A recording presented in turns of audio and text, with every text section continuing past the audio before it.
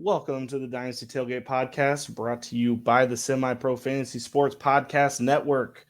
We are back with the Dynasty Tailgate this week. I cannot wait to talk about the biggest news story of the day, and that is Arch Manning finally landing in Texas, of all places. I'm a little bit surprised, but we'll get into it. But first, let's tailgate.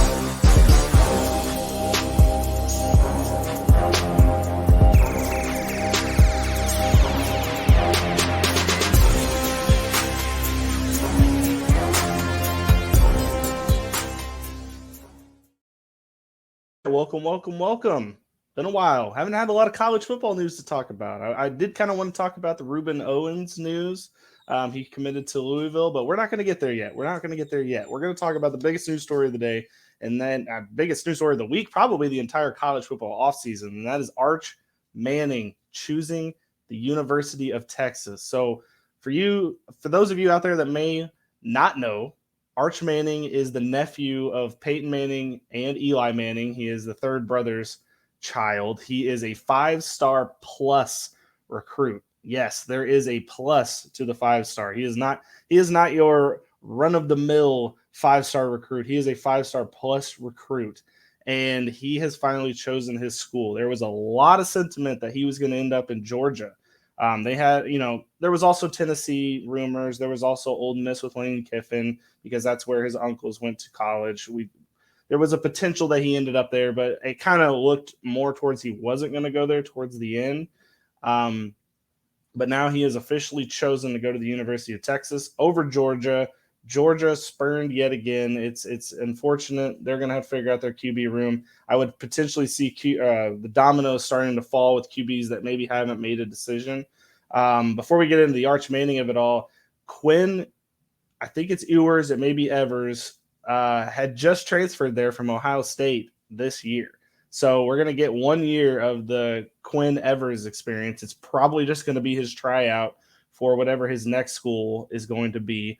But if you don't remember that story, Quinn Evers was committed to Texas and then decided to go to Ohio State kind of last minute to sit on the bench. He got $1 million in NIL to play there. And Texas at the time was unable to spend money on NIL deals like that. So he chose to go get paid $1 million to sit on the bench for a year at Ohio State. And then, he ended up not winning that job and then transferred back to Texas this offseason to potentially start his career as a college football player and start his intent. His intent to get to the draft in 2024 was going to start this year. This kind of throws a whole wrench into that plan. If I was Quinn Evers, I would be kind of concerned, a little smidge of concern. If you're Texas, you are elated. You're going to get Arch Manning. You're going to get all of the attention that goes around having Arch Manning on your team.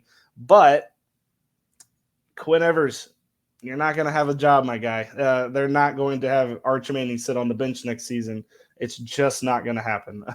So in 2023, he's still in high school this year. He's got one more year, his senior year of high school, and then he will enroll next year to play in 2023 at the University of Texas. So Quinn Evers, Georgia needs a quarterback. Could be somewhere to look at. Alabama is always an option for transfer quarterbacks. They are a school that's going to probably be looking after one. Oklahoma loves them. Lincoln Riley loves them, even though I'm pretty sure Caleb Williams is going to have that job. But all might not be lost for you. But let's get to the Arch Manning of it all. So 5-star plus recruit.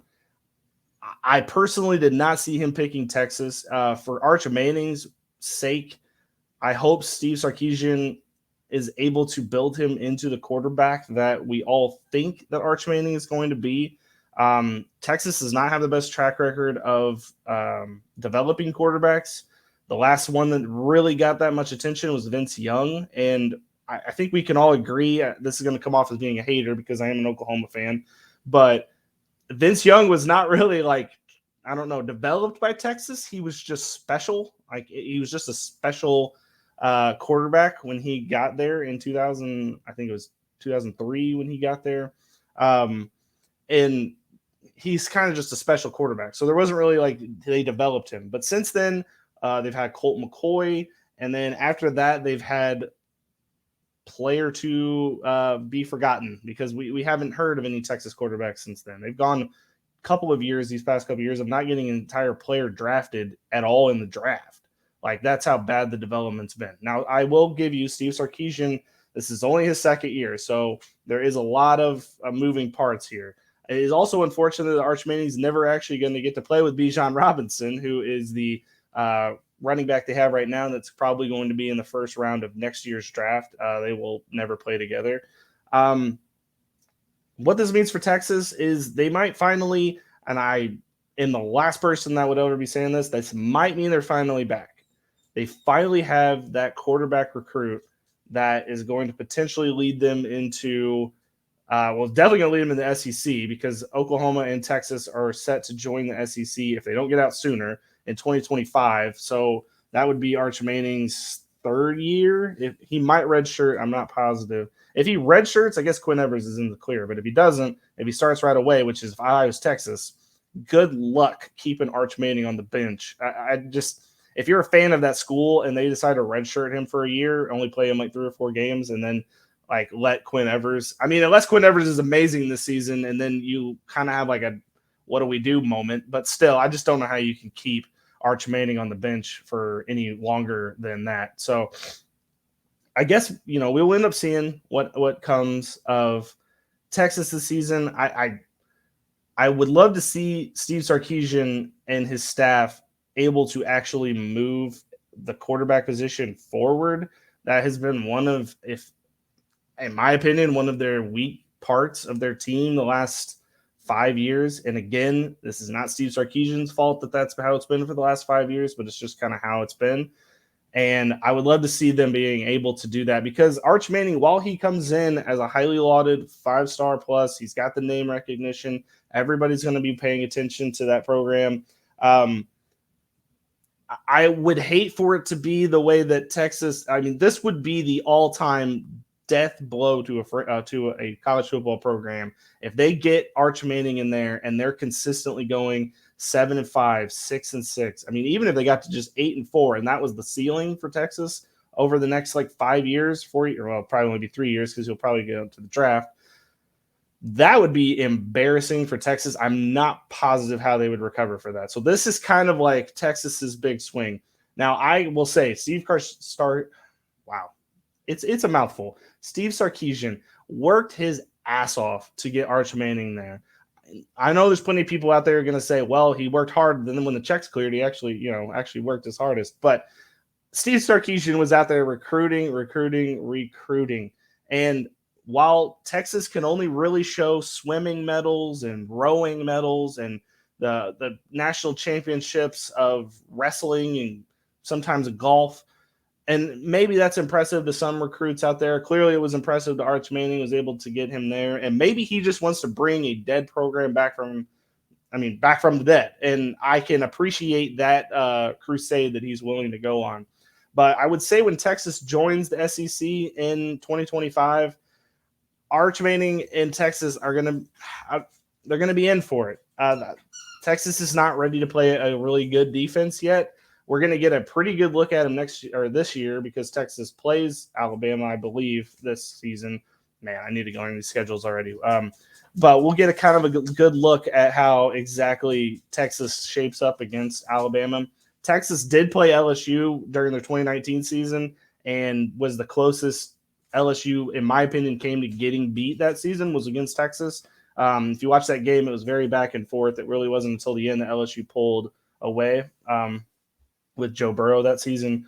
But I'm excited for Texas. I'm happy for you all that you finally have something to be happy about as a college football program. It's been a sad couple of years. You all went out real sad last year after Oklahoma beat Texas after being down 3 touchdowns. It was embarrassing.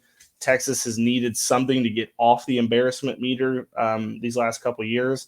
And I think next year when they finally get Arch Manning in the building, this will be their time. I mean, they've already wasted Bijan Robinson's career so far. It's been real bad. I mean, having a just wait until Bijan Robinson gets to the NFL. And I mean, there are some problems with Bijan Robinson's game that he's going to have to clean up. But that's, again, kind of going back to the development of Texas. program, in my opinion. But again, this is going to come off as me being a hater. I might as well swerve into the skid. But he's already kind of wasted Bijan Robinson's career. There are a few tweaks that Bijan Robinson's going to have to make, but he's still a very special running back. I mean, if you play Devy, you already know Bijan Robinson's the number one. He's the 101 in every Devy draft that is out there, which Devy drafts, for those who may not know, is the college football version of fantasy football, where you take players in the college football system and then you move them straight away to your pro team instead of doing rookie drafts. But you already know Bijan Robinson's the 101, and he's going to stay that way. But that should show you exactly kind of how Texas has wasted his career so far. So that's the only thing I fear for Arch Manning in this. And maybe he thinks he can overcome it. And I'm sure that every player that has ever signed up to go to Texas has thought this is the year that we're finally going to be back at it. And it's just not been that way. And for that reason, I'm excited for Arch Manning. I'm ready to see what this kid's career. The rivalry between Oklahoma and OU is going to be special. This is perfect for Texas when they're moving to the SEC. You've got a headlining name brand quarterback to trot out there when you're going into Alabama, going to LSU, going to Florida, going to even Arkansas. That's a rivalry that might get kicked back up. Texas A&M, for example, will be another one. But this is just something that I think Texas fans need to hope does not get messed up. I am happy that Arch Manning, this is really good for the University of Texas. There are going to be a better team because of this, because they don't have to worry about the quarterback position. They just got to fill out the spots around them. And as long as they keep getting the players that they've been getting to fill out that roster, I think Steve Sarkisian can get this in the right way. We have yet, and this is just my opinion, I understand, but we have yet to see Steve Sarkisian be the player developer that people think that he is. He did coach at Alabama for a year, and it was a great year on offense for Alabama. It was at Alabama. I mean, anybody who coaches at Alabama, Bill O'Brien looked like a genius at Alabama. I mean, it's Alabama. Like, it's not you, it's the system. Like, okay, again, I'm going to come off as a hater in this. I'm just going to have to own it. But this is the big news of the day. Texas has landed 5-star plus recruit Arch Manning, and it is going to throw the college football world into a tizzy.